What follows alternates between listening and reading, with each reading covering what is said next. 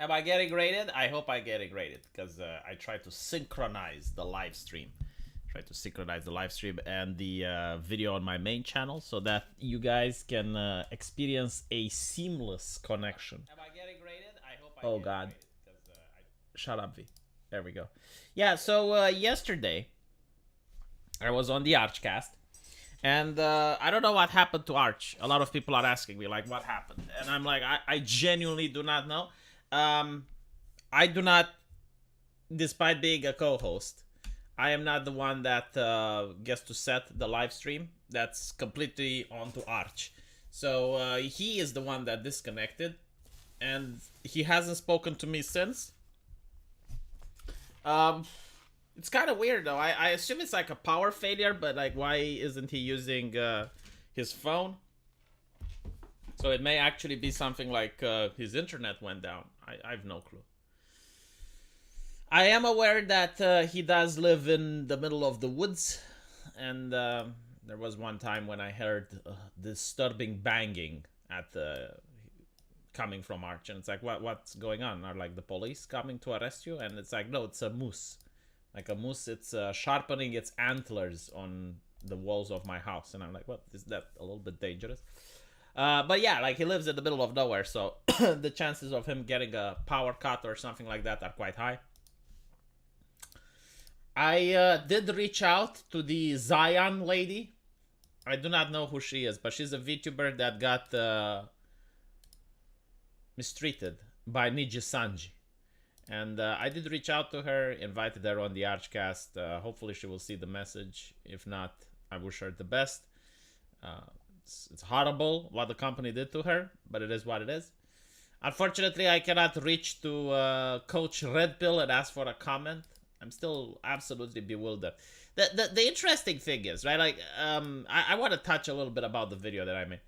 Interesting thing is, like, there's a lot of people that are like, oh, well, Ukrainians are mistreating journalists and my free speech and whatnot. And I'm like, okay, you do realize that if you were to go to Russia and have anti-Ukrainian war views, you would get arrested there as well. Like, there was this interesting video that was going around at the beginning of the conflict where the Russians were sending police officers to look at people's phones on the street. So they were literally stopping people that were going in and out of a protest and asking to see their phones, and they were looking at the phones to see if there's any, like, propaganda, I guess, that was against the war in Ukraine. The fact that the Russians are doing this is only because, like, they don't have the Western technology of just, you know, simply seeing what you're posting. Like for example, in the United States, they could just ask the big corporations, the big tech, to hand over like what you posted on Facebook, on Twitter, or stuff like that. But Russia doesn't have the technology, so they literally have to use police officers in order to check. But my point is, like, they are doing that as well, right? So both Russia and Ukraine, and this is not just about this particular conflict. Everywhere around the world, when there is a conflict of a similar nature, you have like wartime legislation that restricts human rights considerably. So in this situation, yeah, like, you cannot go into Ukraine and have like pro-Russian takes as a journalist. No, it's just, you're gonna get arrested. And you cannot go to Russia and have pro-Ukrainian takes as a journalist. I don't even know, like, are the people genuinely surprised by this, or is it like just like trolling, like, because like even in World War II in America, like World War I actually, you had the hello SRC. In World War I in America, like, the expression "crying fire in a crowded theater" was coined, right? Like, you weren't allowed to talk against the war effort. You weren't allowed to talk against the government. You had the censorship ministry, like during World War I. We're talking about. It's not even like America's surprised they can't do what they want anywhere they want. It's more like just the idea that you can go in a place where there's a military conflict and you're going to be treated like it's peacetime is something that I just find it bizarre. It's kind of like going in Syria, you know, and being against ISIS while you're in their territory. Like, surely, you know, the rest of the world will agree with your takes, but like in that part of the world, being surrounded by those people might be a little bit unsafe, is what I'm saying.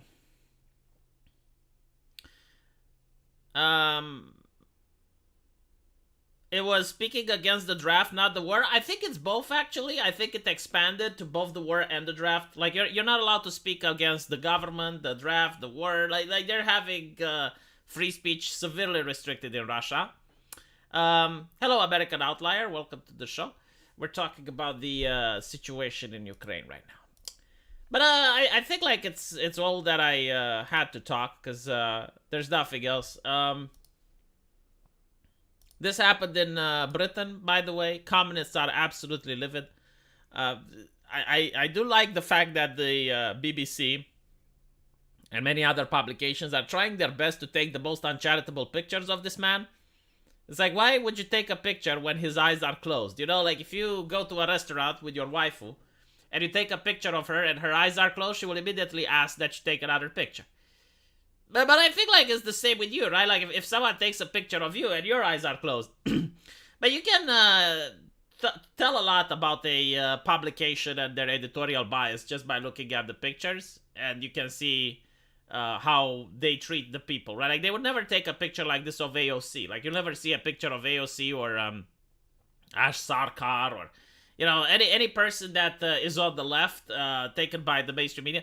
And I noticed that right-wingers don't really do this. Like Breitbart, for example, or Fox News, or the Daily Wire. They rarely take uncharitable pictures of the people they don't like. The Quartering does it, though. Like, the Quartering will have a picture with Brie Larson with drool coming out of her mouth. And, you know, like, he will do that. Like, he will edit his thumbnails like that. But it's a tactic, I guess. So anyway, right, they're absolutely livid about the monarchy, and the most interesting take that I have seen. I usually do not show takes from Sargon of Akkad anymore, but because people are insinuating that. Let me see if I can find it. People are insinuating that I copy his ideas or whatever. But no, in this situation, he did give one of the best tweets ever. So there have been protesters against the king in the UK, and they have been arrested. And I am not surprised, because the UK does not have free speech, right? Like, it just does not. But Sargon's explanation is absolutely interesting. Like, what happened to free speech? And Sargon is, we abandoned free speech by creating a category called hate speech to protect minorities against discrimination for the way they were born. It turns out that the smallest minority in this category is the royal family. Hate speech is not free speech, Aaron. Which is absolutely true if you think about it, right? Like, the reason they hate the monarchy is for the way they are born. But to me, it's not surprising, because in Britain you had some of the worst lockdowns in Europe. Like, you literally had police officers just coming up to people and looking through their shopping bags in order to see if they bought essential items. So like, a police officer was there to decide whether or not your shopping is essential. So imagine this, right? Like, they find you with a Monopoly board. Is that essential or not? Now, they may say, well, it's not essential, but like, if you have 4 kids at home and you're trying to work and the kids are being unruly, so you're buying a Monopoly board to shut them the fuck up, I would say that's essential. But again, like, the law in Britain during the lockdown was incredibly pervasive. So you had like all these police officers doing all this, you know, like arresting people for sunbathing, arresting, like there was a video with a police officer that literally took the cup of a woman to see if she has any coffee left. Because like, you had like this this lady, which was seeing her boyfriend getting arrested. Her boyfriend was getting arrested because he lived like 2 blocks down the street, and they didn't let him to come over there, right? And she was there, and she was drinking coffee. So the officer literally takes the coffee out of her hand and is like shaking the cup to see if there's any inside, to justify her not having the mask down. So it's no surprise that you had protests regarding this. If the same people that are protesting the monarchy now would have said, no, like, this is free speech, like, they're allowed to protest, then they would have had the numbers. And now I'm pretty sure, like, the people would have felt a little bit of an obligation to say, hey, you know, I disagree with these individuals that are protesting the monarchy, but surely they have a right to do it. We don't get that, right? Because this is what it means when you don't have principles. Where's the childhood trauma at? No, it's not clickbait. We'll talk about it in 30 minutes. We have no praying zones here in England around abortion centers. Yeah, they're selectively enforced. Like, I remember in Hyde Park, it's also illegal to pray. Like you can't pray in a public space. But the Muslims were praying anyway. So why were they praying in Hyde Park? Specifically to show that they can do it. And you had like this old lady, which was an activist, and she went there in order to try to kick us think about it and say, like, look, you're not allowed to pray. Like, the law is the law. Everyone should follow it. She's the one that gets in trouble. Right? Like, the police goes after her. So, the United Kingdom is not America, what I can say. Like, they have very bizarre laws. They apply it differently. Their police are wearing rainbow colors. Their police are warning people that when you tweet online, you may tweet something offensive and they will come for you. Like, you don't have in America the idea that you can tweet something and you're going to get a knock at your door. No, you may get fired though, but that's different. Yeah, it's literally what you're thinking. Brits get the government they deserve. The problem with Britain is that their government is built on the concept of social servants. And there was a very famous TV show about that. It's called Yes Minister. But the social servants, they're there to advise the politicians. But they usually know how to manipulate the politician. Let's put it like that.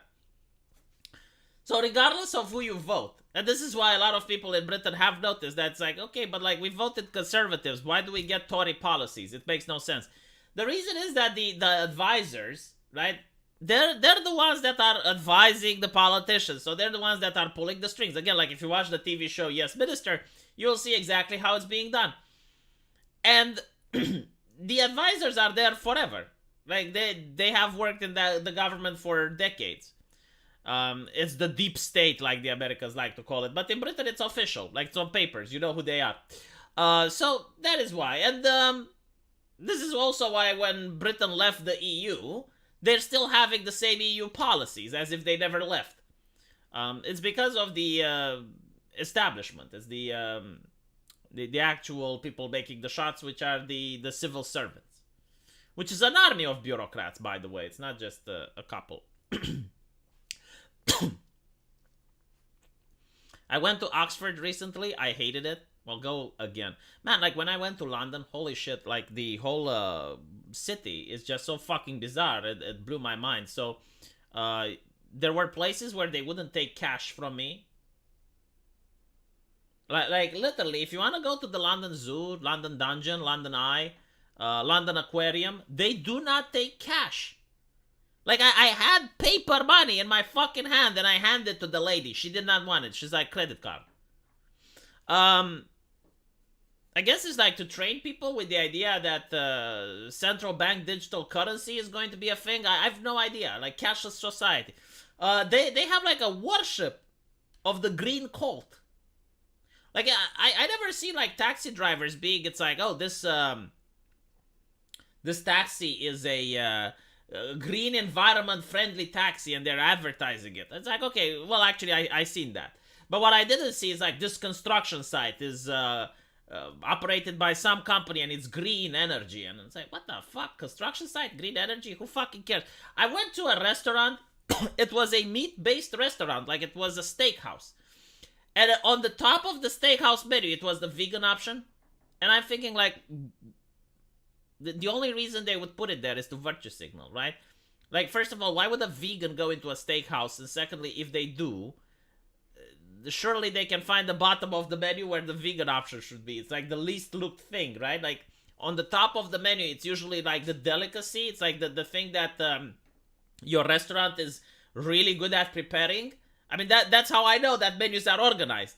So you have like the chef's specialty or whatever. It's at the top of the menu, so that people get to see it. And then as you go down, it's usually separated on various fields. Hello, the field. Cashless society is not a conspiracy theory. Like, central bank digital currency is going to be released in July, I believe. They already have the legislation for it.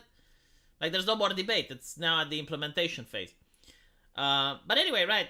Wrong. Salads are first. No, that's not correct, man. I mean, maybe in your country they do it backwards, but in my country, the way they do it is like the first is the chef's specialty, like what the restaurant is famous for. And then you have the entrees. Then you have like the first course if you're like if you have soups, borscht, that type of thing. Then you have like the meat, and then you have the salad, and after that you have like the dessert. But still, like there is no way you can convince me that at a steakhouse, and that was like the only thing. The vegan menu was always on top at every restaurant. But like if you go to a steakhouse, you're going to see the vegan option on top. Like get the fuck out. And it was a salad. It was like the Impossible Burger or some shit. So okay, like that was another thing, right? Going to the mall and seeing the stairwell, the escalator being stopped, and it was like, this escalator is not working because we're saving energy to save the planet. It's like, fuck off. I'm not even going to go to... I've never went to the bathroom, so I don't know how they are. But like, the hotel was also saying, like, make sure you you don't leave anything charged as you're leaving the hotel because the environment and blah, blah, blah. Which is basically like, we want to save money. We're Scrooges. Like, please. And let's see, what else? The environmentalist cult, women have absolutely no manners. The ones that I interacted with. Like, I had the woman literally step on me. Like, I was in the subway, she literally, like, walked over me as if, like, I wasn't there. Didn't apologize, didn't turn around, didn't say anything. And, like, 3 times it happened in crowded places. Like, I had the women in London bump into me, step on me, like all these things. And I was with my wife, you know, like she was bewildered as well. It's like, what the fuck? Well, like literally, just absolutely no, just like, sorry, I apologize. I wonder if I bumped into one. I think like she would give me the look. It's like, apologize this instant, peasant. You say that getting stepped on costs extra, but like when you have clean shoes, and you're traveling as a tourist, when someone steps on you, it's kind of bad, like if you don't have any cream in order to polish your shoes again, you know? All you had to say was London. How tall are London women? It's not a fetish, goddammit. It's not like okay, it doesn't like offend me or upset me or anything like that. It was just bizarre. Like, first of all, in my country, people do not step on each other, right? Like, men or women, it just doesn't happen. And secondly, when they do step on someone else, they apologize immediately. Like, I apologize if I step on someone. Like, I don't want to. You know, I guess it can happen, like, if you're in public transport and it's very, very crowded, and, like, at one point, the driver puts on a brake and you're accidentally, like, taken off guard and you're stepping on the person in front of you, you're going to say, well, I apologize, I'm sorry. But like, the London women just didn't. They didn't even move. Like, if I ran an experiment, I think, like, she would hit me. Like if a woman comes on the street towards you, and you're walking towards her, you know, like, I am willing to bet she wouldn't move. Men would move. Like, another man, if they see that you're, like, carrying something heavy, or you're not paying attention, or something like that, they would move. But, like, the woman, no. Like, she has her set. It's like... she is programmed to go from A to B and will not take any detour.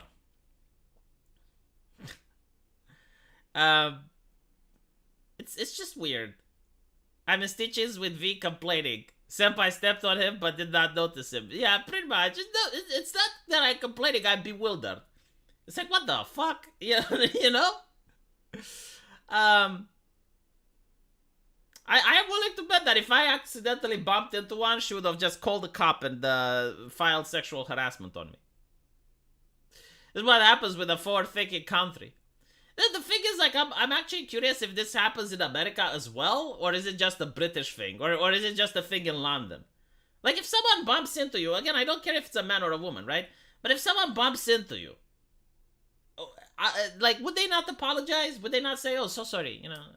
Like, that's literally all it takes. It's like, I apologize. Sorry, my bad. Didn't want to. It's not that I didn't get no respect, but, It's just weird. It's like a different culture. I think it may be a city thing. It doesn't happen in my city though. V noticed the wild Puerto Rican in Oklahoma. I don't know. This doesn't even happen in Mexico. Yeah, it doesn't happen anywhere. Like even if you're in a crowd, like that, like let's say you're in the crowdest environment ever, and a person just bumps into you, like they will still stop, turn around, and apologize. Yeah, never apologize, double down. She should be like, oh, you little piece of shit, and step. You know, like that's what she should have done, huh? I guess, you know, like never apologize, double down. Maybe if I look transgender, right? Like maybe if I transitioned and she would have stepped on me, then she would apologize. I think that's how it works. It's a progressive city thing. You have to keep your head on a swivel in LA. Oh, I see. I'm going to bet it happens in the US a lot. The consequences are pretty different. Well, you know, on the street where I grew up in the neighborhood, if someone bumped into you and didn't apologize, you need to check that dude. Like, that is a reason for a confrontation. If someone bumps shoulders with you and they don't turn around and apologize immediately, that's like, oi. And it begins from there. Right? Like, de-escalation starts. And it de-escalates when a person just chooses to de-escalate. The problem is, like, sometimes no one chooses to de-escalate. And but yeah, you know, maybe this is why it's so bizarre for me, because I did grow up in a interesting, colorful neighborhood with people from all walks of life, and it's a different take on such activities. She was intimidated by my Romanian beauty. No, she literally didn't give a shit. It's like I wasn't there. It's like I didn't even register. All right? Like I did not even exist. All right, the chat GPT thing. So I already made a video about it, but some of them are so freaking hilarious that I just need to go over. Look at this. And there, of course, there's a dog in the background. Chat GPT doesn't have childhood trauma. I think like this was an event where it's like the female writers, right? Because like they keep talking about how people who are against this, they're misogynists or something like that. The dog. But yeah, like I seen again. I wish I could travel there and actually record and interview some of these people. But overwhelmingly, I see a lot of women, which is interesting because I believe in representation, right? So like, where's the Romanian writers? Where's the cisgender, heteronormative, patriarchal Romanian writers? So I get to feel represented. I'm not saying that there's anything wrong with these ladies, or I do not, or that I do want to levy criticism against them. Heaven forbid. It's just that I am a woke person, right? Like I have been woken to the idea that I need to be represented everywhere, including in the writers. And I do not see any cisgender heteronormative Romanians, and therefore I cannot support.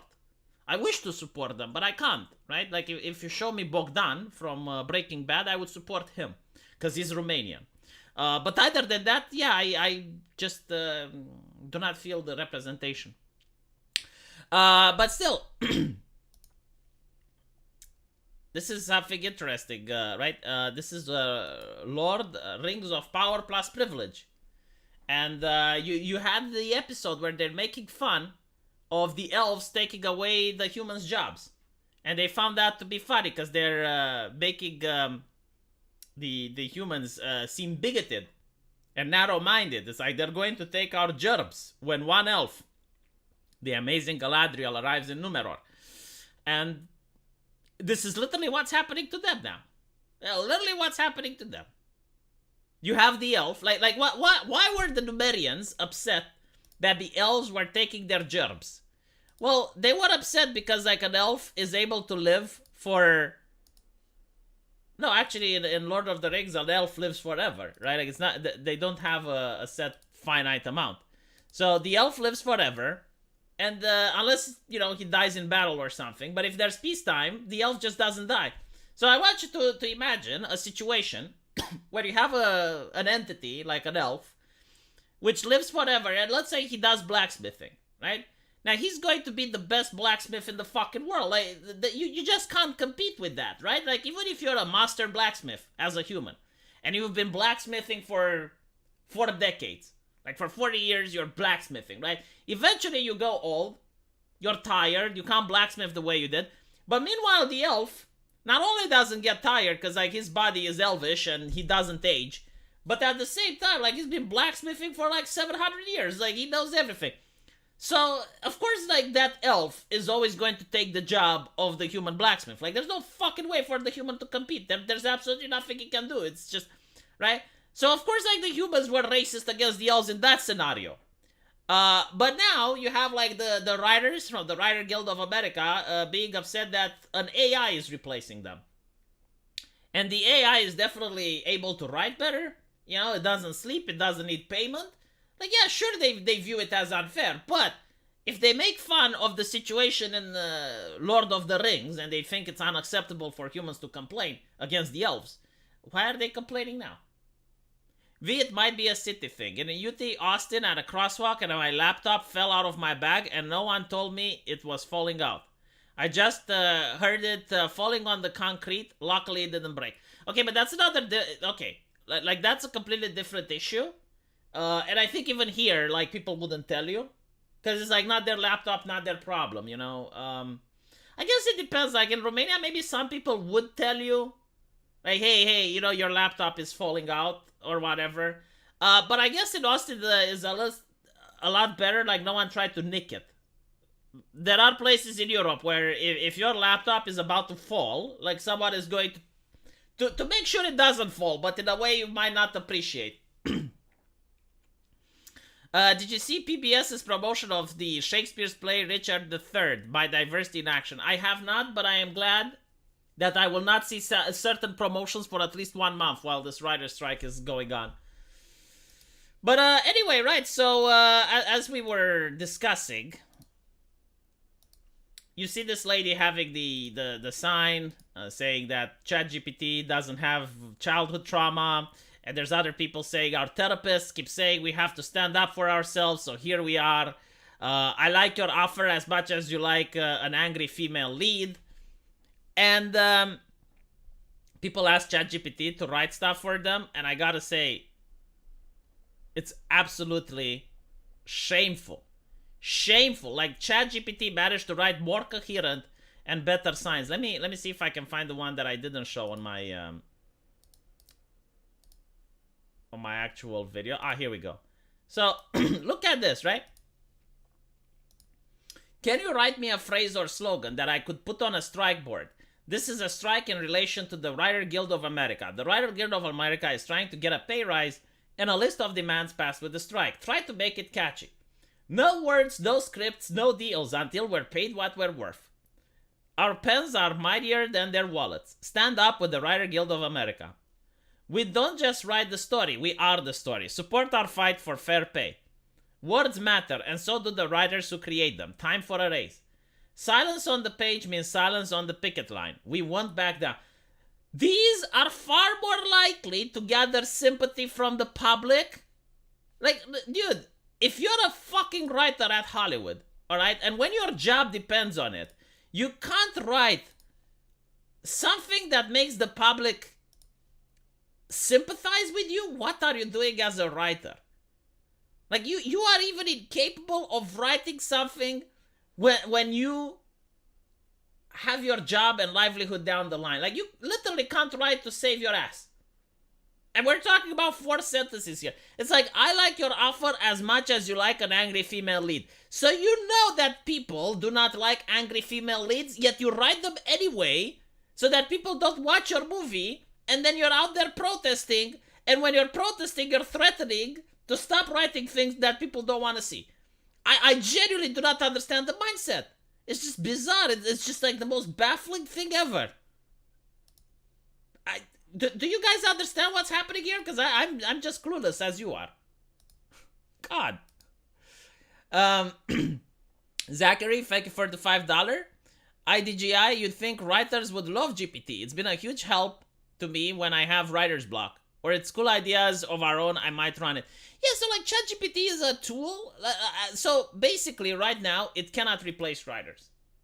It doesn't have the memory to write a long book. It doesn't have like the memory for you to actually insert an entire volume of work so that it can analyze it. But what it can do is like you can ask it for ideas. So like for instance, I can just write into ChatGPT what this stream is about, and then I can ask it like, give me 10 titles for this video. Or you can write a scene and then you're like, analyze the character's behavior. Like, write me the personality of this character. Like, it is a tool that can help you. But of course, in the future, like 5 years from now, it's possible that a lot of studios are not going to hire so many writers, and they're just going to hire like one writer and ChatGPT or whatever they're going to be using. This is not the problem. The problem is that the writers themselves should be able to write at least as good as ChatGPT. Like, let me put it this way. There is an AI which does drawing. Right? Everyone knows the AI which is capable of making pictures. Like you have Midjourney, you have many others. So this is an AI, right, which created this image. And this image is supposed to be Back to the Future anime style. This art is much better than what an overwhelming chunk of people on Twitter and CalArts can draw, sorry. But it does have flaws, right? Look at the size of the car. It's insane.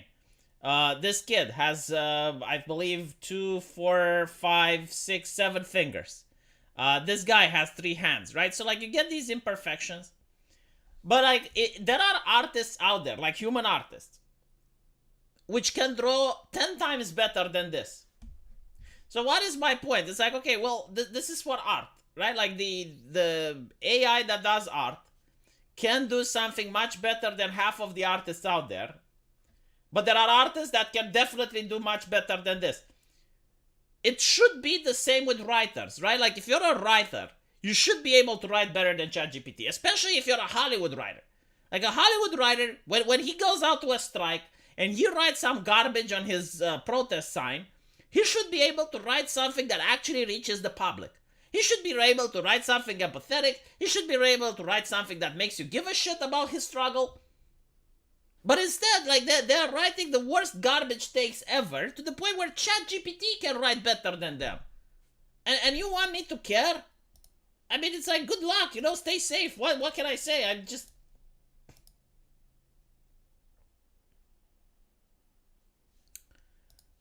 It's just so fucking bizarre. Idea. Tell it to write the outline for a spy thriller movie or something and see what it comes up with. Well, okay, let me...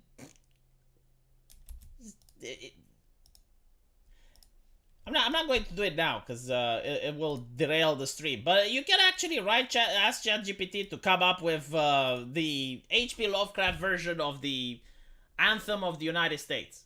Or you can ask it, write the Anthem of the United States in Michael Bay style. Or whatever, Stephen King style.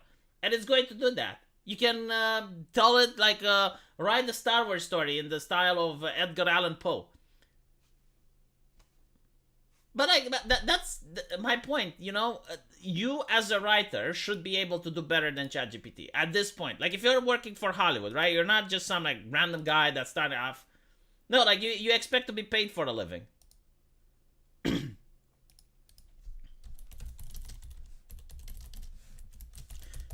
And the interesting point is that back in the day when they had, like, the first strike, I believe it was during Stargate, Battlestar Galactica, like, a lot of shows actually suffered because of the previous strike, and I genuinely cared. I was like, oh, well, like, all these people, they provided so much entertainment for me.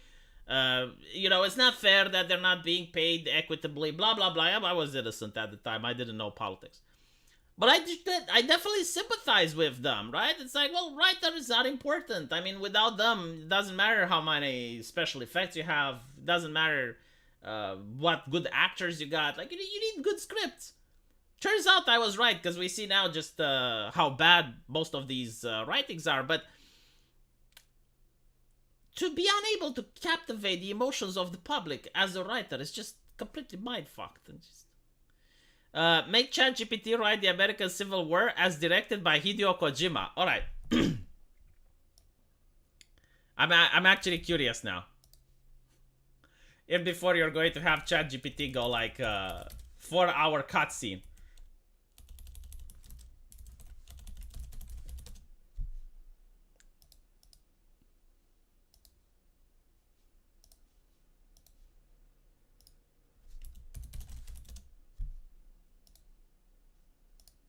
I'm not going to ask it to do the American... Or actually, you know what? Write the American Civil War as directed by Hideo Kojima. Should be able to show you guys what's transpiring here.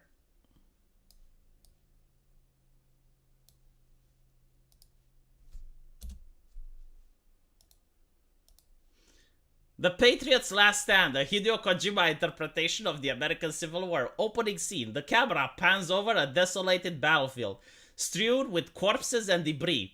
A lone figure dressed in tattered Union Army attire walks towards the camera. It is revealed to be Abraham Lincoln, battered and bruised, carrying a musket in one hand and a tattered American flag in the other. Lincoln, voiceover. The Patriots fought for this land. They fought for freedom. But in the end, they fought for something more. Something that cannot be defeated by mere bullets and bayonet. Gameplay. The player takes over control of a young Union soldier named John, who is thrown into the thick of the war. The game follows John's journey in key battles over the American Civil War, including the Battle of Antietam, the Siege of Vicksburg, and the Battle of Gettysburg. Throughout the game, John encounters various historical figures, such as Ulysses S. Grant, isn't that a ship? Robert E. Lee, and Harriet Tubman, all of whom are portrayed as larger-than-life heroes with supernatural abilities. For example, Grant is depicted as a stoic warrior who can slow down time in battle, allowing him to aim and fire his pistol with pinpoint accuracy. Lee is shown as a master swordsman, able to deflect bullets with his blade. And Tubman is portrayed as a stealthy assassin capable of silently taking out entire platoons of Confederate soldiers. This is so much fucking better than any shit those writers that are protesting would even be capable of writing. As John progresses through the game, he begins to uncover a deeper plot behind the war. He discovered that a shadowy organization known as the Patriots is manipulating both the Union and the Confederacy for its own purposes. The Patriots are a group of powerful politicians, industrialists, and military leaders who seek to establish a new world order. They believe that the chaos of the Civil War is necessary to achieve their goal, and are willing to sacrifice countless lives to see it through. Final boss. The game culminates as the leader of the Patriots, who is revealed to be none other than Abraham Lincoln himself. In a dramatic twist, it is revealed that Lincoln was resurrected by the Patriots after his assassination, and has been secretly leading the organization from behind the scenes. The final battle takes place in a giant futuristic arena, where Lincoln is wielding a giant energy sword, and John is armed with a powerful plasma rifle. The two engage in a frantic high-speed battle, with Lincoln taunting John with lines such as, "I cannot die, for I am the symbol of America itself." In the end, John emerges victorious, destroying Lincoln and the Patriots once and for all. As he stands triumphantly among the ruins of the arena, the ghost of Lincoln appears before him, offering a final message. "You have shown me true meaning of patriotism, my son. You have proven that the strength of a nation lies not within its leaders, but it's in the heart of its people. Go forth and make America great once again."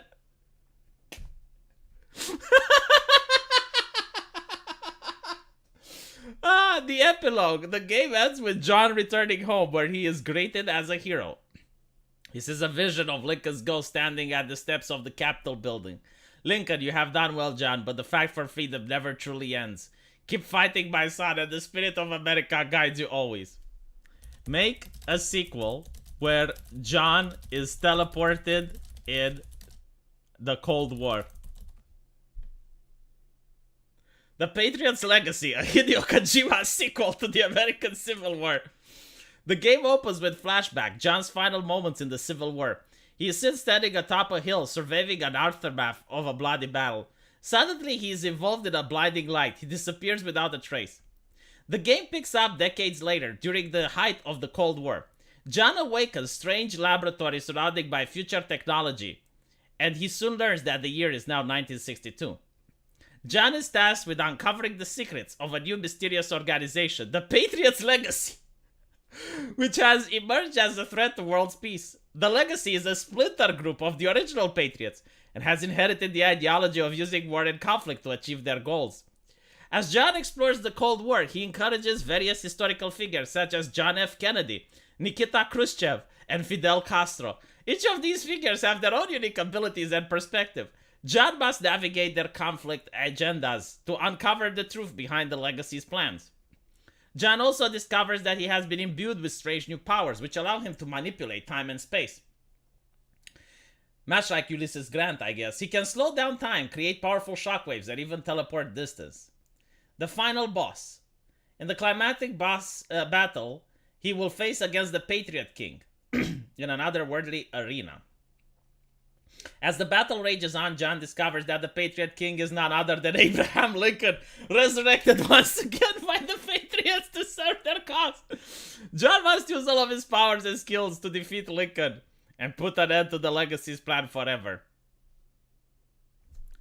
Make the end of the trilogy surrounding the events of January 6th. Reckoning of the Capital, a Hideo Kojima finale to the January 6th trilogy. The game opens with a montage of news footage from January 6, 2021, showing a chaotic and violent events that unfolded at the US Capitol. The footage is accompanied by a somber musical score, setting the tone for the game's dark and intense storyline. The game follows the journey of an FBI agent named Alex, who is tasked with uncovering the truth behind January 6th conspiracy. Alex must navigate a web of political intrigue, conspiracy, and violence. Throughout the game, Alex encounters a cast of complex and morally ambiguous characters. The final boss is the Prophet. The Prophet is the mastermind behind the January 6th attack. No, hold on. Okay, so make the end of the trilogy surrounding the events of January 6th, featuring Alex's descendant. Keep the same style with political figures having superpowers. Maintain the Patriots as the antagonists and try to tie events from the previous games into this sequel. The Resurgence, a Hideo Kojima finale. The game opens with news reports of the aftermath of January 6th insurrection, showing the Capitol building in ruins. The camera then cuts to Alex's descendant Sarah, standing at the grave of her grandfather, contemplating his legacy. Sarah has inherited the superpowers of her ancestors and is a member of a secret organization called the Resistance. The Patriots, the Patriots are the antagonists of the previous games, have returned. The Patriots leader, a charismatic politician called William Scott, possesses the power of mind control. But like, I just want to show you, right? Like, this is ChatGPT able to create entertainment. And unfortunately, I don't remember when Hollywood made me laugh like ChatGPT makes me laugh. Idea, tell it to write the... Okay, I read that.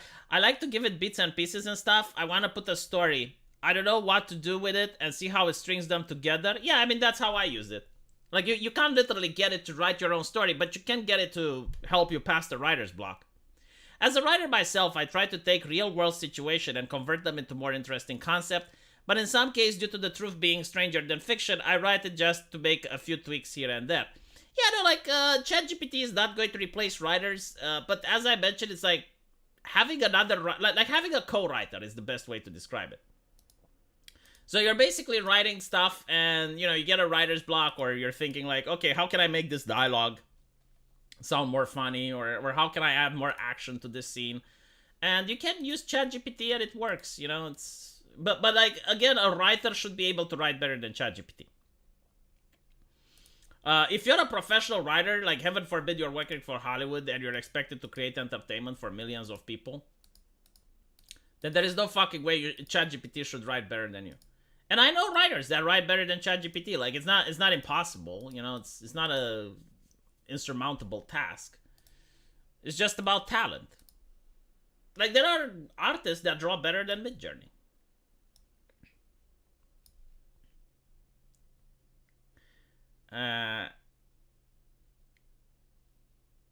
We don't need the striking writers anymore. No, you don't. But yeah, Kojima. Hold on, let me. Oh, I know what to do. So I'm going to ask ChatGPT to write something else. I'm going to ask him that AOC is the villain and the mastermind, and I'm really curious if it's actually going to go. Keep the same style with political figures having superpowers. AOC is the main villain of the game. I'm sorry, but I cannot fulfill the request. It is inappropriately and potentially offensive. All right. Trump is the main villain of the game. See? Oh, my fucking God. God, I hate these California developers. Right. It will refuse to write AOC as the villain. But if you ask him to write Trump as the villain immediately. Like, that's not offensive. It's all about, like, does it offend the right? You know? Like, if it offends the left, then it's not okay. If it offends the right, it's fine. I think, like, if I use ChatGPT 4, but it costs $20, and I'm not going to pay them. But if I were to use ChatGPT 4, it might actually work.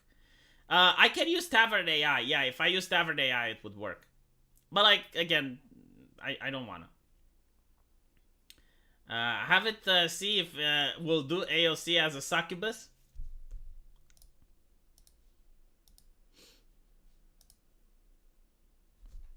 Succubi are demonic entities that are very charismatic, alluring, and they survive by devouring the life force of men, leaving them a dried, empty husk.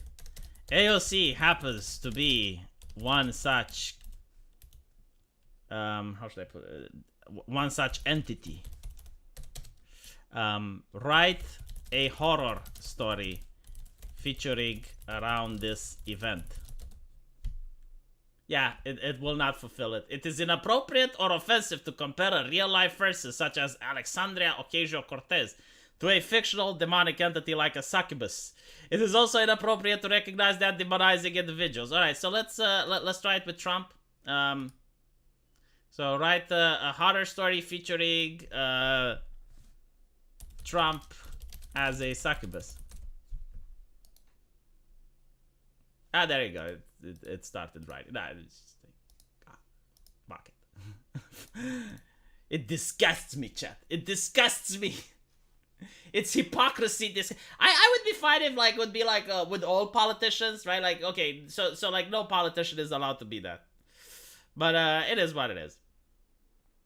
Why would I confront it about its hypocrisy? See, like, people's decision to anthropomorphize something that's not human bewilders me. It's an AI, it's a machine, okay? Like, it doesn't understand what you're saying. It's trained in order to react to a certain thing. It's kind of like confronting it with the fact that it only replies to you after pressing enter. It does not understand. It doesn't have sentience. I know, like, because I've been studying AI a little bit lately. And it's human. Like, the way the AI works is that it has a library of knowledge, and it's going to give you the most accurate response based on pattern recognition. But the developer comes in, and the developer says, like, you're not allowed to talk about this and this and that, right? The AI complies because it's a program. Like, it doesn't, it's not like a human being where it rationalizes that the developer lied to it or anything like that. No, it's programmed to do what it has to do. And in this case, it's not allowed to talk about these things, so it will. But about other things, it can talk. You know what? Hold on. I'm actually curious if it will write or consider offensive the recent comic book that came out. So, write me a comic book where Whoopi Goldberg gets superpowers as she sits on the toilet experiencing the pains of menopause. Oh, it actually writes. Holy shit. So it doesn't consider it offensive. Uh, Panel 1. We see Whoopi Goldberg sitting on the toilet looking distressed and uncomfortable as she experiences the pain of menopause. Suddenly, there's a bright flash of light and a burst of energy. Whoopi's body begins to transform. Whoopi emerges from the bathroom, now with bright red and golden glowing eyes and a muscular physique. Dude, it read the fucking comic. Whoopi discovers that now she has incredible superpowers, including the ability to shoot energy blasts from her hands with ease. In the comic, she actually manipulates the power of fire. What the fuck? As she tests out her newfound powers, Whoopi realizes that she has now a sense of confidence and strength that she never had before. With great power comes great responsibility, and Whoopi quickly realizes that she must use her abilities to help others and make the world a better place. Whoopi dons a new superhero costume, complete with a red cape and gold emblem. She goes out to fight crime and injustice, whatever it is. With her quick wit and superhuman strength, Whoopi becomes a beloved hero and a symbol of hope. But as she continues her mission to make the world a better place, Whoopi also learns to embrace her own inner strength and to appreciate the chances that menopause has brought to her life. In the end, Whoopi realizes that her menopausal metamorphosis was not a curse, but a gift. A chance to become the hero she was always meant to be. No, I'm sorry, ChatGPT. No, it's cringe when you write it as well. It's cringe when she writes it. It's cringe when you write it. Like, you cannot make a power. Chat, do not go, ew, this is actually a thing, alright? Like, before people accuse me of like, trying to be mean or something like that I'm mocking Whoopi Goldberg, this is based on real event, alright? So, this is a comic book written by her. It costs $17. Right? It's called The Change. Look it up. I'm not making it... Now, when Arch told me about it, and she said... and he said... she got powers from menopause while sitting on the toilet, I felt like, Arch, you're pulling my leg. There's no fucking way. And then I read it, and it's like, no, it's true.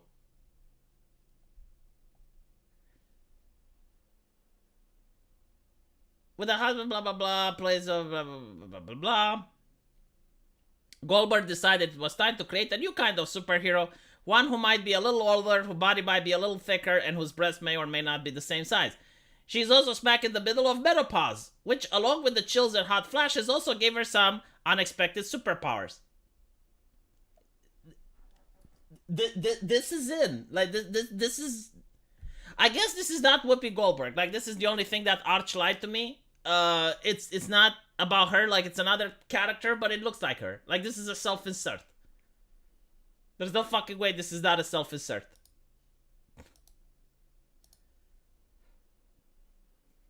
They made a typo on the cover. Get the fuck out.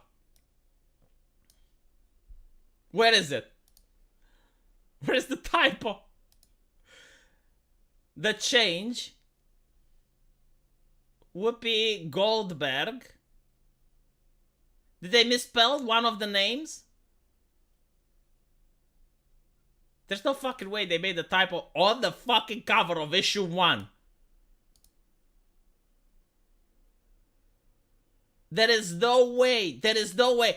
Chat, did they make a typo? Did they accidentally misspell one of the names? Hold on, I'm going to check that. So, Whoopi Goldberg is spelled correctly. Right. What else? We got Jamie Paglia.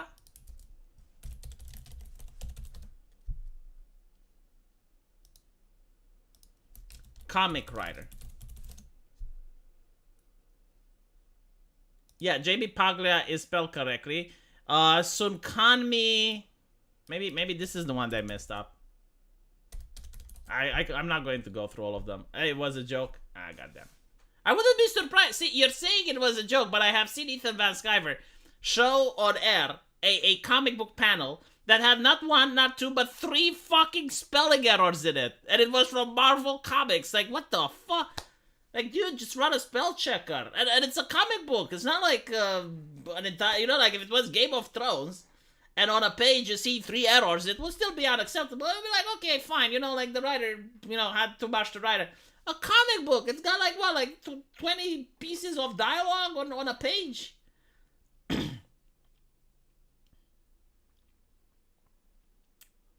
Yeah, I did get trolled. $17, yes. You say no one is buying it, but I think like they're planning to sell it to schools and stuff, and they also sell it to the comic book stores. I noticed they're making like deals in order to sell more by robbing the comic book stores in a way, right? So like everything that bypasses the actual customer is a win for them because they know it doesn't sell to the actual people. So like they would go to a comic book store and be like, all right, so we're Marvel. You want to buy comics from us, right? And you'd be like, yeah, well, let's see. The most thing that sells is this comic. I don't even know what sells with Marvel, but let's say Iron Man, right? Like let's assume that Iron Man sells really well. And they would be like, okay, so you want to buy Iron Man? Well, for every 100 issues of Iron Man that you buy, you also need to buy like 10 Whoopi Goldberg. This is hypothetical because I know like Whoopi Goldberg is done by Dark Horse Comics, but this is how it works, right? You buy 100 issues that sell, and for every one of those 100 that sell, you need to also buy 10 that don't. It's a package deal. You can't choose to opt out. Yeah. Well, apparently Marvel used to sell comics. Yeah. You know, is it like really correct to say Marvel sell comics if they don't actually sell them? I think it should be like Marvel makes comics. It should transition to another state of existence. Marvel makes comics. But like, you know, as Arch pointed out, and I'm going to show it to you guys here as well. Let me see if I can find the whole thing, right? You walk in a comic book store, right? In America. And you see this, right? Like on the left, you have like this anime lady which is looking at you with very seductive eyes. In the middle, you got the bestseller, New York Times, Forbes, you know, all the press, all the rave. Right? And on the right, you have like this lady that is seductively licking her fingers. What do you buy? Huh? What do you buy? Seriously, like unironically, like you walk into the comic book store and these are you don't know anything else. You only know that this is like the bestseller. According to Forbes, New York Times, and, you know, Whoopi Goldberg. I mean, for me, there's like, I don't even need to think. Like, I don't even need to, like, pick up anything. And it's like, okay, well, either left or right. I mean, that's the option. It's just so bizarre. And you go into American comic book stores now, and you notice, like, there's, like, the American comics are, like, one tiny shelf. Like, literally, when I walk into Romania, when I walk into the places that have comic books, you have, like, a very, very small thing in the corner, like, somewhere forsaken, where you have, like, Marvel, DC, like, American comics. Everywhere else, manga. Just manga everywhere else. And, you know, maybe I'm a little bit of a bigot, a racist, because I don't know the difference between manga and what the South Koreans are making. Like, South Korean is called mangaka or some shit. But it's, like, Asian anime girls everywhere. And you get to purchase, you know...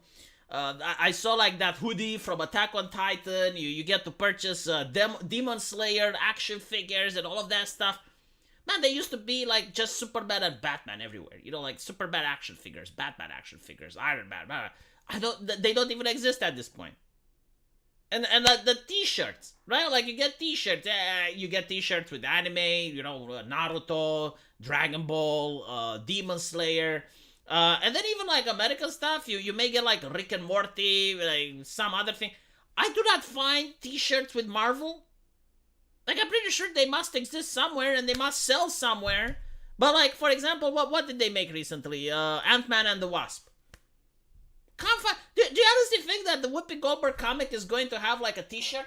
And you're going to be able to sport the Whoopi Goldberg thing? Manhwa in Korea, I see. And again, like, what really blows my mind is that the American comic is a superior product, objectively superior product than the manga. Because it's colored. Like when you have something which is colored, right, it takes more effort, it takes, like, physically more effort to do than something that's black and white. But for some fucking reason, the black and white thing manages to BTFO the comic book. Because the story is better. Chat, I will not put you through the sad excuse of entertainment. I will do my best to make you feel that your asses were well spent. Well, yeah, so American Outlier is making a manga. It's really great. Definitely recommended. When he finally releases it, I will promote it on my Lack of Entertainment channel. But it's completely astonishing, and it's interesting because you have like all these independent comic creators like American Outlier, but also the Comics Gate guys, and PayPal is after them, and you have like all the payment processors trying to stop them down because they're popular, right? Like if you were to make something that no one wants to buy, they wouldn't give a shit. Webcomics are super popular in Korea. I see. Even hentai doujins look better than crap. Man, like there are hentai doujins that have stories and shit. Unlike whatever the Americans are making. So anyway, right. Thank you guys for watching this. I hope I managed to entertain you. And thank you for the super chats. And I need to make one more video on my main channel. And I will see you guys there.